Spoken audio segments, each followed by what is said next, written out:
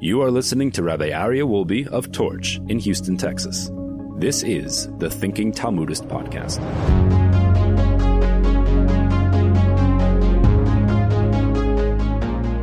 You know, it reminds me when they were doing a developers conference for Microsoft.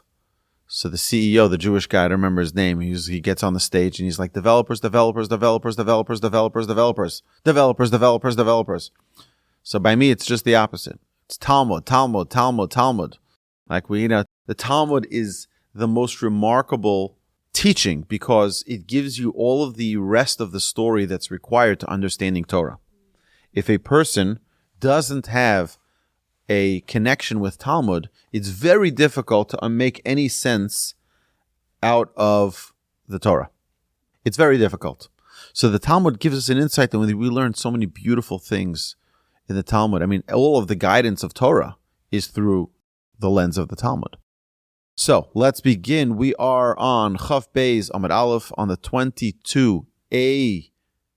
We are on 22a in Tractate Shabbat. Last week we talked about the positioning, the location of the menorah, where it should be placed. We discussed it should be placed on the right side of the doorway, on the left side of the doorway, because you have the mezuzah on the right and you'll have the menorah on the left. And like this, when we walk into our house, into our homes, we will be encircled, we'll be surrounded by mitzvahs. We have the mezuzah on the right, the menorah on the left. That's beautiful. Also, we discussed that it shouldn't be too high or too low. It shouldn't be, so high that you can't see it looking up. It's like 4 stories up. It's 40 feet up, or too low that it can catch onto something and make a fire. So these are things we need to be cautious about. Just as a general side note, Chanukah is great. Chanukah is beautiful. There's a danger if people aren't careful with lighting a menorah and leaving it unattended. There's stories, sadly, every year of houses burning down because of fires that started by a menorah, catching onto a drape or catching onto the wall or catching onto the tablecloth or whatever it is.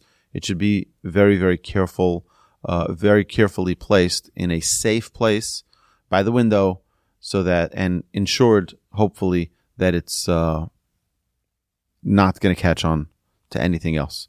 Generally speaking, I think it's a good idea not to leave a fire burning without anyone at home, so that someone should be monitoring it regularly. Okay, the Gemara returns to the question of whether one may make use of a Chanukah light's illumination. We mentioned last week that one should not use the menorah light for any personal use. So, if you light your menorah and you want to read a book, you shouldn't read a book to the light of the menorah. We don't have permission, we don't have the right to use the light of the menorah for our own personal use. The only purpose of the menorah is to look at them, to gaze upon them. Our sages, the Hasidic masters, tell us that the light of the menorah has incredible power of spirituality to infuse us with holiness through our eyes. There are many, many important lessons that the Hasidic masters delve into. What is the depths of the whole holiday of Chanukah? Very, very important lessons. Hopefully we'll get to them in the coming weeks. Amar Rav Yehuda, Amar Rav Asi, Amar Rav. Rav Yehuda said in the name of Rav Asi, who said in the name of Rav, Asur lehartzos ma'os keneged ner Chanukah. It is forbidden to count money opposite the Chanukah light. Right? There is a dispute between the earlier commentaries as to whether or not Rav Asi takes issue with Rav, whose ruling above was attributed to his holding that it is forbidden to make use of the Chanukah light's illumination. The Baal Hamor, one of the commentaries, understands that Rav prohibited use of the Chanukah light even to perform other mitzvahs. So what's if I'm using the Chanukah light to give charity, to count money, to give charity? So that's doing a mitzvah. According to the Baal Hamor, it shouldn't be used for that. While Rav Asi maintained that only non-sacred use, such as counting money for other purposes, were proscribed and prohibited. Rav Asi was concerned about the Chanukah light being treated disrespectfully and therefore prohibited only non-sacred uses. Rav, however, viewed the Chanukah light as a commemoration of the temple menorah, which was not used even for other sacred purposes. According to the Ran, however, Rav Asi concurs with Rav that even mitzvah uses are forbidden. Rav Asi is only coming to teach that even minor usage, such as counting money, are included in the prohibition. Okay, so now the Talmud goes on to bringing different proofs from other areas as to whether or not you can or cannot use the menorah light for anything else. I want to move on to a little bit further down the page of 22a in Tractate Shabbat. The Gemara elaborates further on the requirement to act respectfully towards all mitzvahs. We have to have a proper respect for all mitzvahs. I'll give you an example. So sometimes people wear a tallis, and the tallis is dragging on the floor. The strings are dragging on the floor. That's disrespect to the mitzvah. It's a special mitzvah, a commandment in the Torah that any four-cornered garments needs to have tzitzit. It needs to have the fringes on it. And having it drag on the floor is disrespect to the mitzvah. If someone is wrapping tefillin, the straps of the tefillin shouldn't go on the floor. You can put them on the table, because while you're turning them around your hand, they could be, on the floor. Try to avoid that because it's not respectful for a mitzvah. Now, is it a prohibition? No. Does it make it unkosher? No. But to have the proper respect for a mitzvah. Itmar, it was stated, Rav Amar ein madlikim min ner l'ner. Rav said that we may not kindle from one Chanukah light to another Chanukah light. Ushmuel Amar madlikim. And Shmuel said that you may kindle in this fashion. Rav Amar ein matir tzitzis mi beged lebeged. Rav said that you may not unfasten tzitzis, the strings, the fringes, from an old four-cornered garment in order to reattach it to a new four-cornered garment. Shmuel Amar matir mi beged lebeged. While Shmuel says that we may unfasten tzitzis from one garment and transfer it to another. Rav Amar ein halacha Rav Shimon begrira. Rav said that the law does not accord with Rav Shimon in the case of dragging. The Gemara will explain the reference. Since the halacha follows Rav's opinion in all disputes with Shmuel involving ritual law, except the three mentioned here. The Gemara cites them together even though its focus is the case of the Chanukah lights. Okay, so what were the arguments? Number one was Rav and Shmuel disagree regarding lighting from one candle to another, whether or not you can transfer tzitzis from one garment to another. And the third case, Amar Abaya. Abaya said, Kol mili dimar ovid kirav. In all matters, in all of the master's affairs, he acted in accordance with Rav. Libar mehanitlas the ovid kishmuel. Except for these three cases where he accorded to Shmuel's opinion. Madlikim min ner l'ner. He conceded that we may kindle from one candle of the Chanukah menorah to another. Umatir mi beged lebeged, and to transfer a new garment, the tzitzis from the old garment to the new garment. Halacha Rabbi Shimon begrira, and the law does accord with Rabbi Shimon in the case of dragging. Tanya doesn't say what it is. I'm sure the Gemara is going to explain it. It was taught in the Brisa. Rabbi Shimon Omer. Rabbi Shimon says, "Gorer adam mita kisei v'safsol." Here's the dragging case. You ready? A person may drag a bed, chair, or bench across the ground on Shabbos, ubilvad shelo yiskaven lasos choritz, so long as he does not intend to make a furrow. So these are cases on Shabbos. We have this issue where on Shabbos, what happens if someone has to move a very heavy bench? Dragging it across your lawn is going to plow the ground. It's going to make a furrow. Are you allowed to do that on Shabbos? Right. Well, typically you're not allowed to do that on Shabbos because you're plowing. But here you need the bench, you need the chair, you need the table.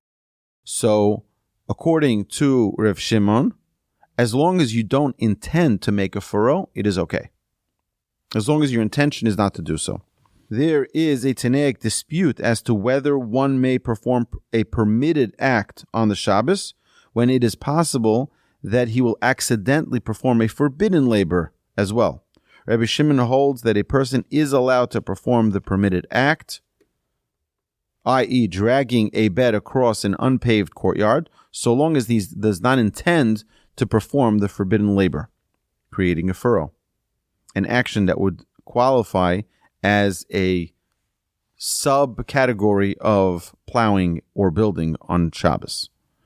Rav Yehuda prohibits the performance of the permitted act in such a case. Abaye informs us that Rabbi Bar Nachmani concurs with Shmuel's acceptance of Reb Shimon's opinion as law.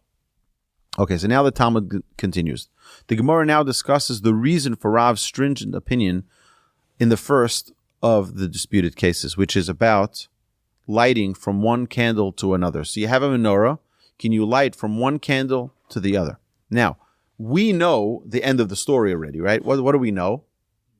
Use the shamash. The shamash is the 9th man on the team, right? We have 8 candles of the menorah. We have an extra one, which does what? That is the guide candle that we use to light the others. But what's if you didn't have it? That's the solution. That's the answer. But what happens prior to having a shamash? Before this was instituted to have the shamash so that you not come to use from one candle to the other, you had a problem. Okay? And that's what the Gemara is talking about. Yasiv ahum rabbanon kamei Rav Ada bar Ahava. One of the rabbis was once seated before Rav Ada bar Ahava. V'yasiv v'ka'amar.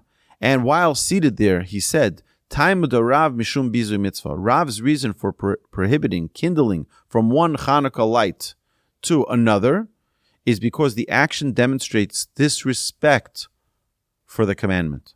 Amar lahu Rav Ada bar Ahava thereupon said to the assembled sages, Lo sitzaitzu lei. Do not listen to him. Time of the Rav mishum de makrish mitzvah. Rav's reason for ruling stringently not to light from one candle to another is because such a method of kindling appears to diminish the mitzvah object. It diminishes the mitzvah. You're using what is supposed to be a light to be as your lighter, as your match. Right? It's supposed to be the light, and instead you're using it as a match. It appears as though one is dimming the flame of the Chanukah candle by drawing out some of its oil when it ignites the chip with the light's flame. So the light that you lit for the menorah now is being a little diminished when it lights something else. And that dimming of that light for even 1 millisecond before it regains its strength is a disrespect to the Chanukah light. So let me ask you a different question. Let's say you used a different candle to light them all. But now one of the candles went out. How do you relight it? Do you use the candle right next to it and just relight it? No, because that would be diminishing the honor and respect of that candle.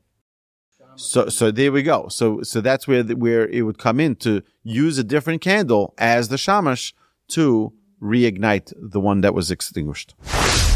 Well, here's the case. In this case that they're talking here, they had oil. They didn't have the wax. They had the regular oil menorah, and they had to tilt the glass, and while it was lighting up the next light, it's using up more of its oil, diminishing its light. So that's I think the disrespect that they were referring to, the disrespect to the mitzvah.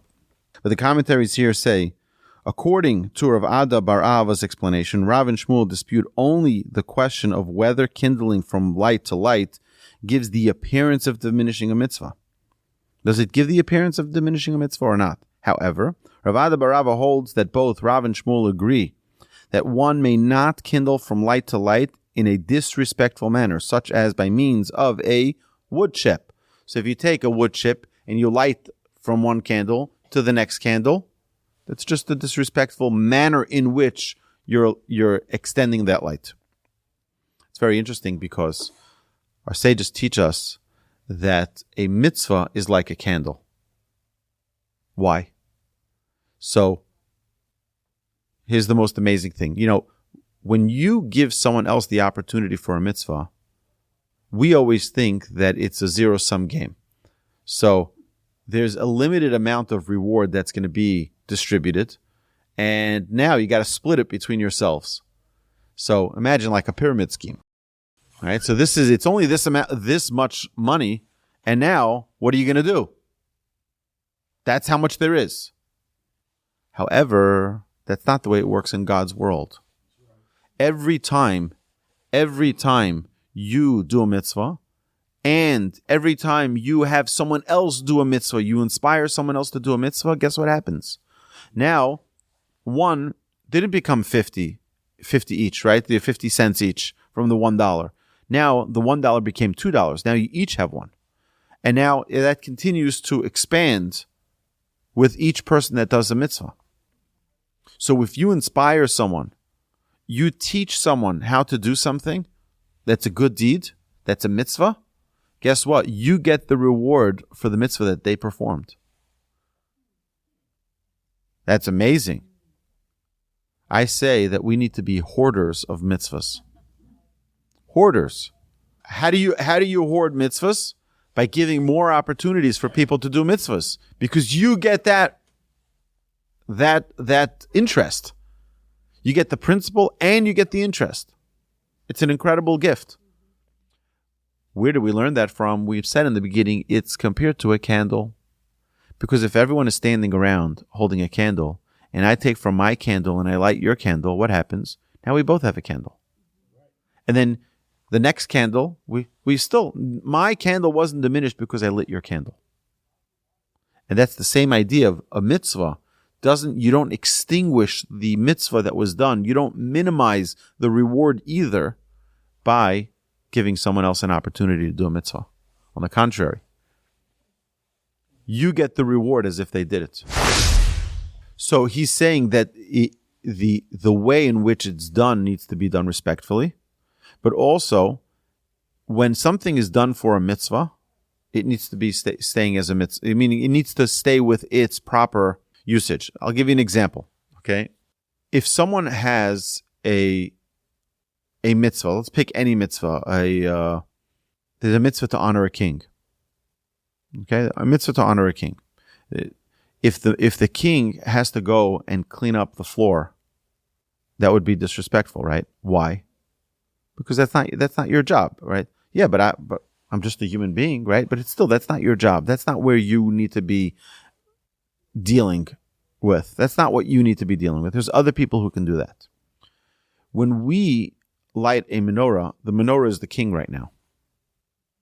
And using that menorah to light another candle, you're making him sort of a servant to do a job that's not his job. He's the king. He's the mitzvah. You understand? You don't use him as a vessel to do other things. That's the dispute that they're having here in the Talmud of whether or not you're allowed to use it or not. Okay, see, he says over here, "My binayu." What is the practical difference between the two sages' opinions? See, he says, "Ika binayu." There is a difference, and the difference is as follows: "Dekomadlik b'shraga l'shraga." There exists a difference between them in the case where one kindles directly from one Chanukah light to another Chanukah light. Man de Amar mishum bizu mitzvah, according to the one who said that Rav ruled stringently because kindling from light to light demonstrates disrespect for the commandment. Mishraga l'shraga madlik. Rav would concede that one may candle directly from one Chanukah light to another Chanukah light, for without the intervening wood chip, there is no disrespect of the mitzvah. Okay, so he says the only reason there's a disrespect is because you're using something which is inferior to light it. But if it's just directly from one Chanukah candle to the other, it's not a problem. Man da'amar mishum akhushe mitzvah, but according to the opinion that says that Rav ruled stringently because kindling the light from light to light appears to diminish the mitzvah object, mishraga l'shraga nami aser, then in that case, lighting a Chanukah light from one to another would be prohibited. Why? Because it's disrespect. Okay, so that's the reason for why Rava said that. Based on the reason, could have a different outcome. We don't know the reason. We're trying to figure that out. The Gemara challenges the first explanation of Rav's rule. Masiv Rav Avya. Rav Avya retorted by citing a brisa, Sela shel, with regard to a Sela coin, Maser Sheni, Ein Shoklin Keneged Dinarei Zahav. We may not weigh unconsecrated gold dinar coins opposite it to see if they are whole. And this is so even if one intends to redeem other second tithe produce upon the dinar coins. We'll explain this in a minute. Now, it is well if you say that Kipligi Rav Shmuel Miner Liner. When Rav and Shmuel argue, it is in a case where one kindles directly from one Chanukah light to another Chanukah light. Avo bekinsa asa Shmuel. But to kindle the second light with a wood chip, even Shmuel prohibits it. Ha'lo tehevi to yufta. And this brisa would not be a refutation of such an interpretation. Ela I amres bekinsa nami shari. But if you say that Shmuel permits kindling the second light with the wood chip as well, since it is needed for performing a mitzvah, tehevet yufta, then this brisa would be indeed a refutation of your opinion. So the idea here is, what is the proper conduct for a mitzvah? What is the proper conduct for a mitzvah? When you do a mitzvah, the idea here is that you're supposed to recognize that this vessel, this mitzvah, is a tool to bring you closer to Hashem. That's the tool. Because it's a vessel to bring you closer to Hashem, it requires the proper respect, the proper honor, the proper dignity. It's an amazing thing. You see, the Sephardic Jews understood this. They understand this. And the way they respect the mitzvah is really, really special. Is, for example, if they see a kippah, a yarmulke on the floor, or they take it off, they put it on, they'll give it a kiss. Why? Because it's a mitzvah. They have a special respect for a mitzvah. And at the end of what the Talmud's trying to derive here is that when someone lights a menorah, it's a mitzvah. It's a tool through which we connect to God on a higher level. In which case, it demands of us to give it due respect. Okay? And not to use it as a vessel through which we are going to be busy lighting other candles or doing other things. Okay? That's the bottom line. The Gemara now we're gonna move a little further down the Gemara. The Gemara says, the Iba Eluhu, for indeed the sages have previously queried, Hadlaka osa mitzvah or hanacha osa mitzvah? What does the mitzvah of menorah? Lighting the menorah or placing the menorah in its place? Which one does the mitzvah? So if I light it in the wrong place, does that count? How about if I place it in the right place but don't light it? That doesn't either count. So let's see what's going on over here. So the Gemara attempts to answer this question of whether kindling or placement is the primary mitzvah act. Kindling or placing? Tashma, come learn a proof that placement is primary. The Amar Rava. Rava said, Haya tafus ner Chanukah va'omed, if one was standing and holding his Chanukah menorah, his Chanukah light, from the time he kindled it by the doorway until it went out. So he lights his menorah, sits down, and holds his menorah the entire time that the Chanukah light is lit. Lo asav lo klum, he has accomplished absolutely nothing, says the Talmud. Shma mina hanacha osa mitzvah, derive from this dictum that placement accomplishes the commandment, for it was the person's failure to put the light down that prevented him from having fulfilled the mitzvah. The Gemara rejects this proof. It says, Hasam haroa elmer, the non-fulfillment there is because one who sees him holding the light may say, Litzorko hu denakatla. It was for his own purpose that he was holding it. In which case, the miracle will not be publicized. Ordinarily, however, the mitzvah is fulfilled with the kindling. In that specific case, we assume that he only lit the menorah because he wanted to have the light. He was cold. He held the menorah so that he can be close. Or he, whatever personal reason he may have. But he wasn't lighting it for the mitzvah. He was lighting it or to publicize the miracle. He was just lighting it because, right? And that's why he held it. But had he put it down, he would have fulfilled the mitzvah. So it says, no, that's not a proof. That example is not a good proof because that's an individual case which gives us an individual ruling. But you can't learn that to other things. So the Gemara now takes the opposite tack. Tashma, come and learn proof that kindling is primary.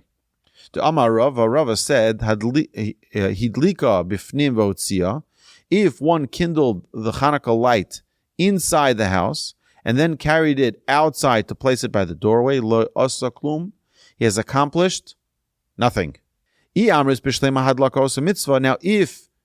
it is well if you say that kindling chiefly accomplishes the commandment, for this implies that we require a kindling in its proper place, meaning it's not lighting the menorah, it's lighting the menorah in the proper place. Well, possibly, we'll see. Hadlaka b'mkomo be'inan. We need the hadlaka, we need the kindling to be in the proper place. Mishum hachi lo asaklum. Because of this, it was not lit in the right place, because he lit it one place and moved it to another place. So now it's not a lighting.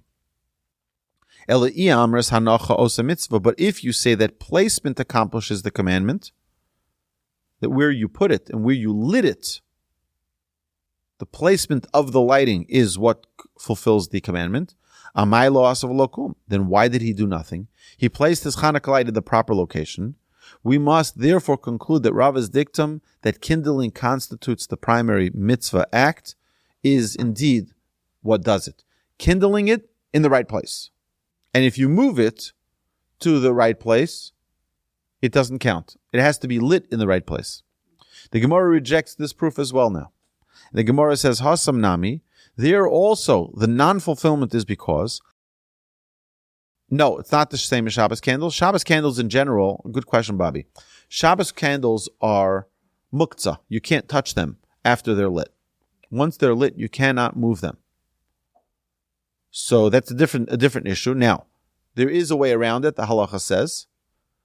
What's the way around it? If you have the Shabbos, if you light the Shabbos candles, for example, many people like to have, where does this whole, having a candle at a romantic dinner, it comes from Shabbos, by the way. And people, this is already thousands of years where women are lighting Shabbos candles, and they would have it on their Shabbos table. But what happens? You need to clean the Shabbos table now or change the tablecloth, and you have the Shabbos candles. You can't move them because it's muktzah. It's something which is designated for weekday activity. Why is it designated for weekday activity? Because guess what? We don't light Shabbos candles on Shabbos. We light Shabbos candles before Shabbos. We're not allowed to light a light on Shabbos. So it's for pre-Shabbos activity, not for Shabbos activity. Therefore, you can't move it. So what do? You need to change the tablecloth, and you have your candelabra on the table. So the solution our sages tell us is to make sure that you light it on a tray or on a plate.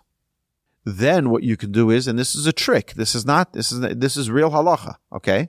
The halacha says to do this. You can put something that you are allowed to move on that tray, and then you can move it. So, for example, you have Friday night tonight, you prepare your Shabbos candles on a tray in middle of your Shabbos table. It's going to be so beautiful. You're going to have the Shabbos candle right there on your Shabbos table. And now you have it on a tray. The Shabbos candles are so beautiful Friday night. Now, after the meal, the lights are out already, the candles are out. You want to move the Shabbos candle, the Shabbos candelabra. What are you going to do? So you can take something which is permitted to move, like a knife, a fork, a spoon. You can move that on Shabbos. That's not a problem.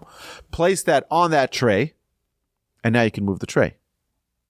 You understand? Because it is now, that tray is a foundation for something which is permitted to move.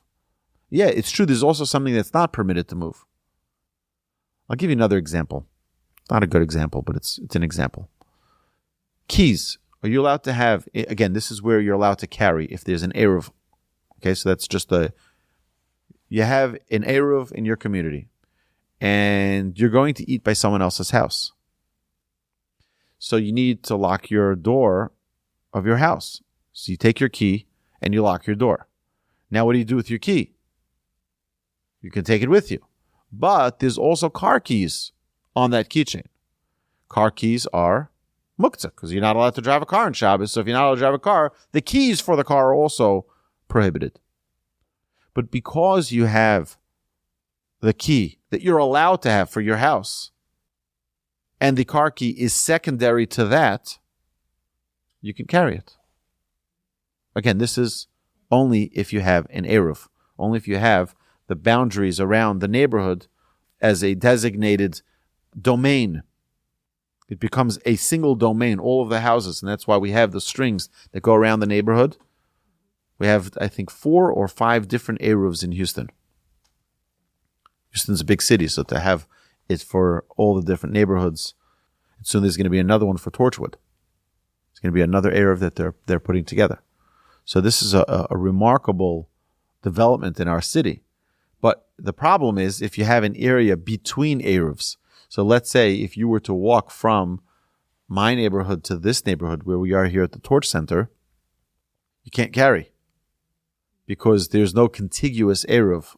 There's an Eruv that gets you halfway here and then about 30% of the way from here. So you have that area that's not covered, that doesn't have an Eruv.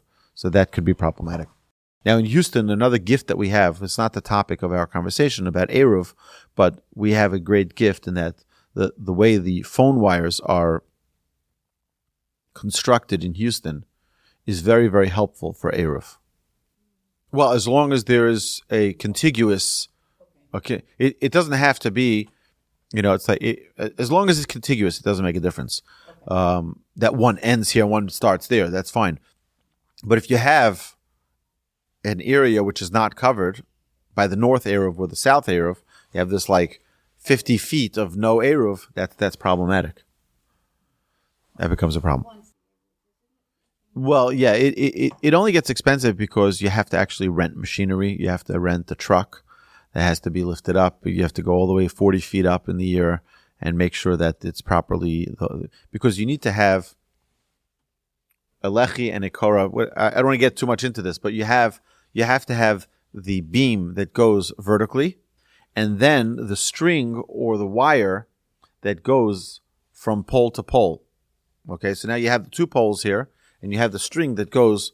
Now, the way in which it has to go is that it has to be from the top of it, from the top of the pole. It can't be on the side of the pole. It has to be from the top of it, a way in which that it's like a doorway, so to speak. So you could use the existing, but you have to ensure that each one is done properly. You have to make sure that if it does come, sometimes it does come from the side. So that's also, you have a solution for that as well. If you have, so here's our pole, here's our horizontal pole, and then the City of Houston electrical pole, all right? And then you have the electrical wire that just comes out of the side. So what do you do now?